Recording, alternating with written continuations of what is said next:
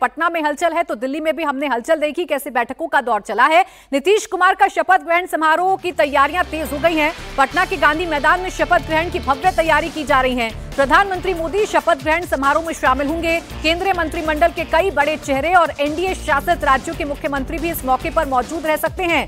शपथ ग्रहण से पहले कल बीजेपी विधायक दल की बैठक भी होगी, जिसमें नेता का चुना जाना है। फिर एनडीए की बैठक होगी, जिसमें नीतीश कुमार को नेता के तौर पर चुना जाएगा। नीतीश चंद्रा मेरे सहयोगी हमारे साथ लगातार बने हुए हैं। नीतीश, शपथ ग्रहण समारोह के बारे में क्या जानकारी आपको मिल रही है? क्या तैयारी फिलहाल एनडीए की तरफ से की जा रही है इस शपथ ग्रहण समारोह के लिए? देखिए, शपथ ग्रहण समारोह को भव्य करने की तैयारी है और प्रधानमंत्री नरेंद्र मोदी जब यहाँ चुनावी सभाओं को संबोधित कर रहे थे तो उस दौरान भी उन्होंने इस तरह के संकेत दिए थे कि वो खुद यहाँ आएंगे और एक बड़ा कार्यक्रम होगा। और उसी समय से इस बात की चर्चा हो रही थी कि पटना के गांधी मैदान में शपथ ग्रहण समारोह होगा। और चूंकि जीत काफ़ी बड़ी जीत है, प्रचंड जीत है, तो ऐसे में इस शपथ ग्रहण समारोह के जरिए एक संदेश देने की कोशिश भी होगी एनडीए की मजबूती की, एनडीए की एकजुटता की। और इसके जरिए कहीं ना कहीं पूरे देश में, तमाम दूसरे राज्यों में जहां चुनाव होने वाले हैं, उसको ध्यान में रखकर भी अपनी मजबूती दिखाने की कोशिश की जाएगी। और कई राज्यों के जो तमाम बड़े चेहरे हैं एनडीए से जुड़े, उनको आमंत्रित किया जाएगा। शपथ ग्रहण को लेकर तैयारियां शुरू भी हो गई हैं। जो स्टेज जहां पर होगा उसके बनाने का या बैरिकेडिंग का काम, ये सब शुरू हो चुका है। 3 दिनों के लिए अभी गांधी मैदान को पूरी तरह से सील कर दिया गया है, चूंकि सुरक्षा से जुड़ा मामला है। और ऐसे में पूरे गांधी मैदान के चारों तरफ जो है कड़ी नजर रखी जा रही है। उसी गांधी मैदान में प्रधानमंत्री नरेंद्र मोदी की रैली में जब सीरियल ब्लास्ट हुआ था तो इस बात को लेकर काफी चर्चा हुई थी। और एक बार फिर उसी ऐतिहासिक गांधी मैदान में प्रधानमंत्री उस मौके पर वहां मौजूद रहेंगे, तो जाहिर है बड़े स्तर पर तैयारियां की गई हैं। बिल्कुल, देखिए तैयारी की जा रही है और एक बार फिर से मौका है एनडीए के सामने कि वो अपनी चट्टानी एकता तस्वीरों के जरिए बिहार तक पहुंचाए और पूरे देश में पहुंचाए, मैसेजिंग करे उन राज्यों में जिन राज्यों में विधानसभा के चुनाव होने जा रहे हैं। बिहार की कटिहार सीट से विधायक बने और बिहार के पूर्व डिप्टी सीएम तारकिशोर प्रसाद ने नीतीश कुमार से मुलाकात की है। मुलाकात के बाद तारकिशोर प्रसाद ने कहा कि नीतीश कुमार ही मुख्यमंत्री बनेंगे। एनडीए विधायक दल की बैठक होगी, जिसमें नीतीश जी नेता चुने जाएंगे। तारकिशोर प्रसाद ने कहा, डिप्टी सीएम को लेकर कोई विवाद नहीं है, पार्टी का नेतृत्व सारे फैसले ले लेगा। हमारे साथ हैं पूर्व उप मुख्यमंत्री और बीजेपी के सीनियर लीडर तारकिशोर प्रसाद। तारकिशोर जी, अब सबकी नजर इस बात पर है कि सरकार के गठन की प्रक्रिया क्या होगी, पार्टी की जो बैठकें होनी है वो कब कब होनी है, क्या जानकारी आई? देखिए, भारतीय जनता पार्टी के विधायक दल की बैठक कल प्रदेश कार्यालय में आहूत की गई है। और इसी प्रकार से जो हमारे अन्य 4 घटक दल हैं उनके भी विधायक दल की बैठक होगी और उसमें नेता का चयन होगा। और उसके बाद एनडीए विधायक दल की बैठक होगी, जिसमें हमारे नेता, स्वाभाविक है कि यशस्वी मुख्यमंत्री श्री नीतीश कुमार जी के नेतृत्व में हम सबों ने चुनाव लड़ना है और वो हमारे नेता होंगे। तो ये लगभग तय माना जाए कि नीतीश कुमार एक बार फिर से मुख्यमंत्री बनने जा रहे हैं? नहीं, निश्चित तौर पर अभी तक जो हमें जानकारी है उसके अनुसार माननीय मुख्यमंत्री श्री नीतीश कुमार जी पुनः विधायक दल के नेता चुने जाएंगे और हमारे अगले 5 वर्षों के मुख्यमंत्री होंगे। पिछली बार जेडीयू की सीटें कम आई थी, बावजूद आप लोगों ने मुख्यमंत्री पद की उनको ऑफर किया, नीतीश जी तैयार नहीं हो रहे थे। तो क्या इस बार आप लोग की अपनी तरफ से भी कुछ उम्मीदें हैं, अपेक्षाएं हैं कि शायद उनकी तरफ से ऐसा कुछ ऑफर आ जाए?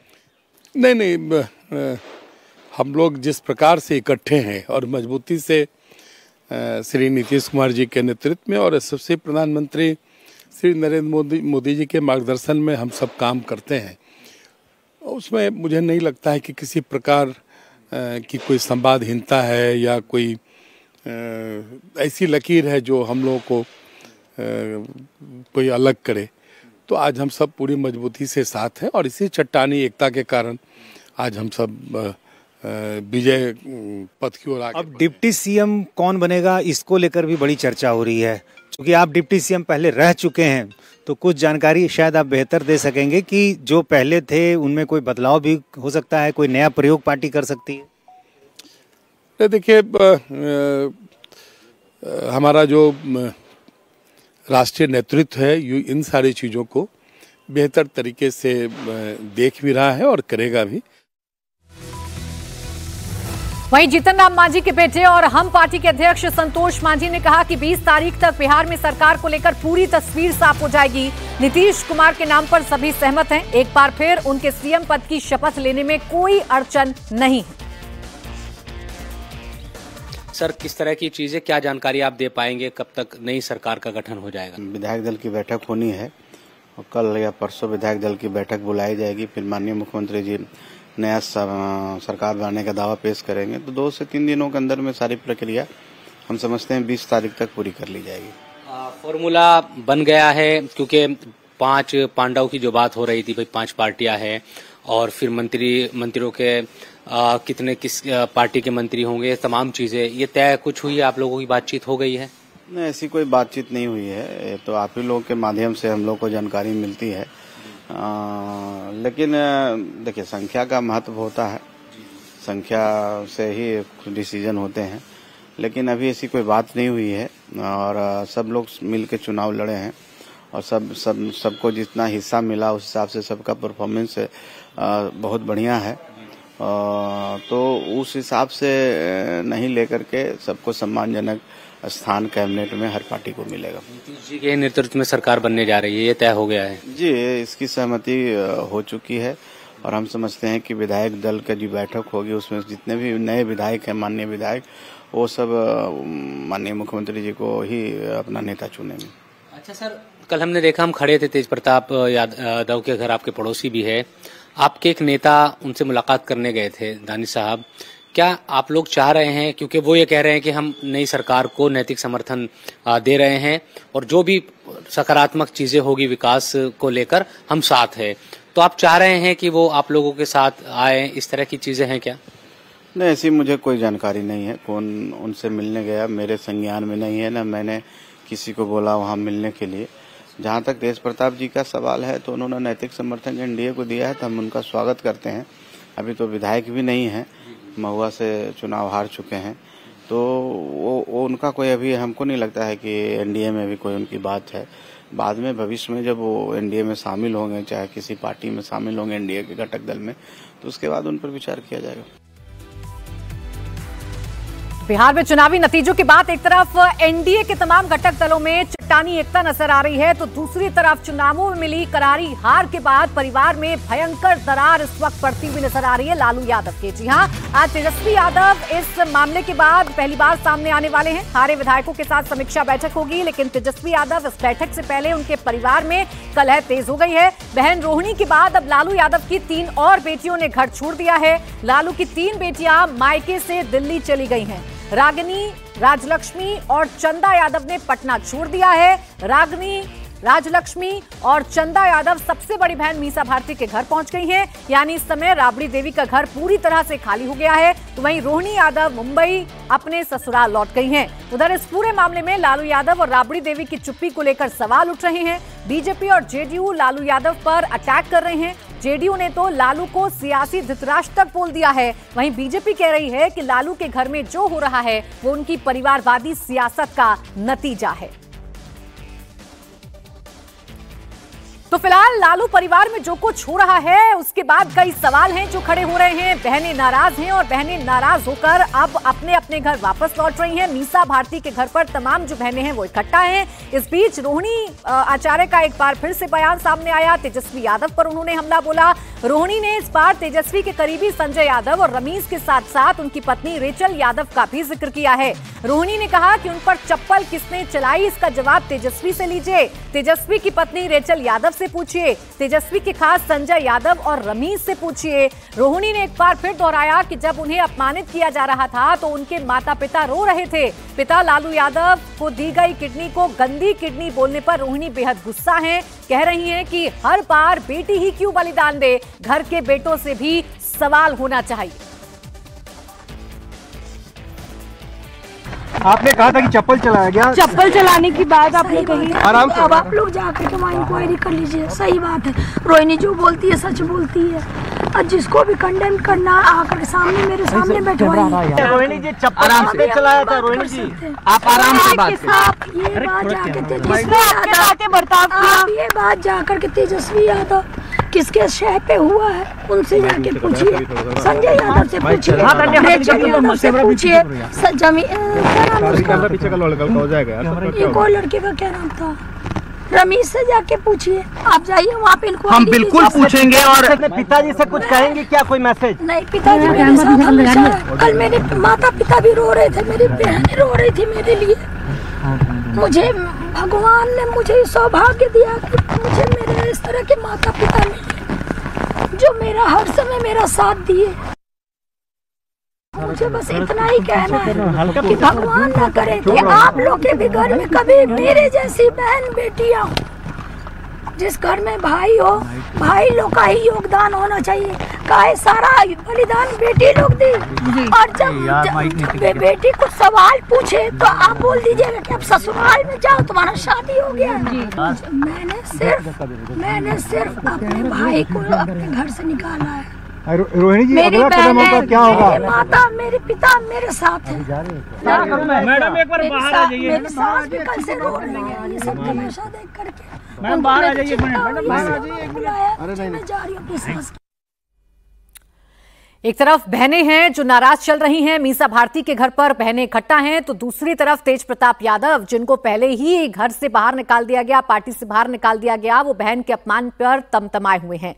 बड़ी खबर यह है कि तेज प्रताप यादव ने कहा कि अगर पिताजी इशारा करते हैं तो जयचंदो को जमीन में गाड़ दिया जाएगा। बहन रोहिणी के चप्पल उठाने की बात सुनने के बाद से मन में आग लगी हुई है। तेजस्वी की बुद्धि पर पर्दा पड़ गया है। तेज प्रताप की तरफ से बयान सोशल मीडिया पर उनकी पार्टी की तरफ से जारी किया गया, जिसमें लिखा है कि कल की घटना ने दिल को भीतर तक झकझोर दिया है।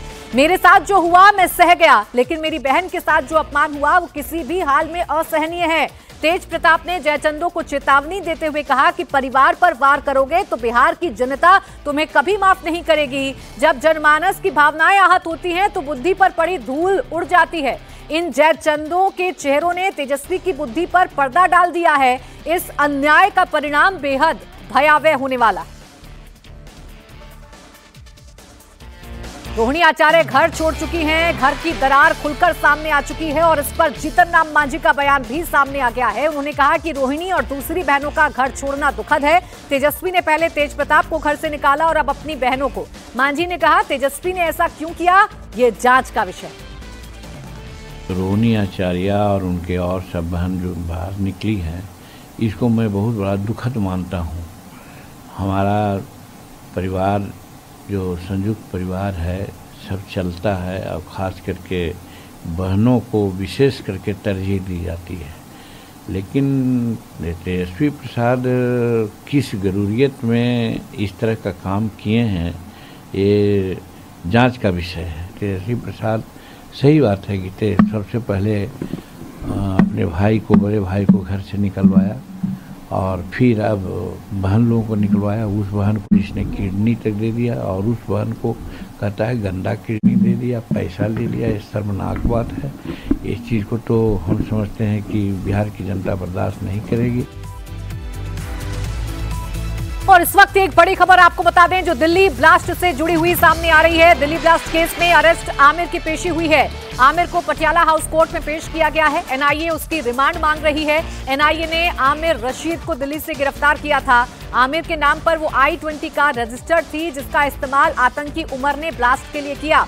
आमिर जम्मू कश्मीर के पंपोर का रहने वाला है और दिल्ली और आसपास के इलाकों में उमर और आमिर एक साथ कई जगहों पर नजर भी आए हैं। आमिर रशीद अली ने ही उमर के साथ दिल्ली में कार धमाके की साजिश रची। आमिर ने ही फरीदाबाद के रॉयल कार जोन से वो I-20 कार खरीदी थी जिसका इस्तेमाल आतंकी उमर ने धमाके के लिए किया। इसने ही कार खरीदकर उमर को दी। देखिए, एक पेट्रोल पंप पर पोल्यूशन करवाते समय उमर के साथ आमिर भी नजर आया। दिल्ली ब्लास्ट का केस अपने हाथ में लेने के बाद ये एनआईए की पहली गिरफ्तारी है। आतंकी उमर से जुड़े कुछ लोगों को जम्मू कश्मीर पुलिस ने हिरासत में लिया है। उनसे पूछताछ में चौंकाने वाले खुलासे हुए हैं। जांच एजेंसियां दिल्ली से लेकर हरियाणा तक, यूपी से लेकर जम्मू कश्मीर तक छापेमारी कर रही है।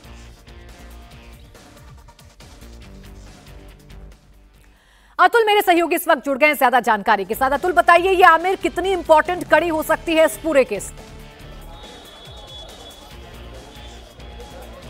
देखिए प्राची, पहले तो मैं आपको अपडेट दे दूं पटियाला हाउस कोर्ट का। पटियाला हाउस कोर्ट के अंदर जो जज हैं अंजू बजाज चांदना, उनकी कोर्ट में जो है वो आमिर को पेश किया गया है। पूरी जो प्रोसीडिंग्स है वो इन कैमरा प्रोसीडिंग्स है, यानी कि बंद कमरे में पूरे मामले की सुनवाई होगी, जो कि रिमांड मांगेगी जो एनआईए। और जो कोर्ट के अंदर जो कोर्ट रूम है, अंजू बजाज चांदना की जो कोर्ट है, उसके अंदर कोर्ट में सिर्फ एनआईए के अधिकारी, आमिर और कुछ वकील मौजूद हैं। इसके अलावा पूरे कोर्ट रूम को खाली करा लिया गया है। अगर मैं पटियाला हाउस कोर्ट की बात करूं तो आप देख सकते हैं कि यहाँ तमाम मीडिया कर्मी है, सुरक्षा काफी कड़ी है। कोर्ट के अंदर भी जो है वो किसी को जाने नहीं दिया जा रहा है। जब तक आमिर कोर्ट के अंदर है, जब तक इसी तरीके की सुरक्षा व्यवस्था जो है वो यहाँ पटियाला हाउस कोर्ट में रखी गई है। तो आमिर की अगर हम बात करें तो आमिर इस पूरे जो दिल्ली बॉम्ब ब्लास्ट है, लाल किले के बाहर जो ब्लास्ट होता है, उसकी सबसे अहम कड़ी है, क्योंकि आमिर को पहली गिरफ्तारी है जो एनआईए ने की है। और उमर के साथ कई बार ये देखा गया था, जो गाड़ी खरीदी थी i20 वो आमिर ने ही खरीदी थी, और इसके बाद ये गाड़ी जो है वो उमर को दी गई थी। और पूरा क्योंकि जो एनआईए के जो टॉप सोर्सेज है उनका कहना है कि पूरी ये सीक्वेंस को जानता है, कड़ियों को जानता है, और जब उमर दिल्ली आया तो इसकी तमाम जानकारी जो है वो आमिर को थी। आमिर लगातार जो है वो इंस्ट्रक्शंस वो उमर को दे रहा था। तो क्योंकि पूरी कॉन्स्पिरेसी को रिवील करना है, पूरी कॉन्स्पिरेसी जो है वो एनआईए ने खोलनी है। और जो पहली गिरफ्तारी आमिर की हुई है, आमिर से कई और सबूत जो है वो एनआईए को मिलेंगे, यानी कि यूएपीए का केस जो दिल्ली पुलिस ने रजिस्टर किया था उसी को टेक ओवर जो है वो एनआईए ने किया है। और एनआईए को क्योंकि यूएपीए के मामले के अंदर लगभग 1 महीने तक की रिमांड किसी भी आरोपी की मिल सकती है। तो क्योंकि भी बंद कमरे में सुनवाई चल रही है, इन कैमरा प्रोसीडिंग्स है, देखने वाली बात ये होगी कि जो एनआईए है वो कितने दिन का रिमांड कोर्ट से मांगती है आमिर का, और उसके बाद आमिर से पूछताछ शुरू होगी। तो जब आमिर को लेकर निकलेगी यहाँ से एनआईए, तो उसके बाद तमाम जानकारी मिलेगी कि कितने दिन का रिमांड है, कितने दिन पूछताछ जो है वो एनआईए कर सकती है। कड़ी दर कड़ी जोड़ी जा रही है, पता लगाया जा रहा है कि इस पूरे ब्लास्ट का मास्टरमाइंड कौन है और कितने लोग हैं जो इन आतंकियों के मददगार बने हुए थे। शुक्रिया आपका तमाम जानकारी के लिए अतुल।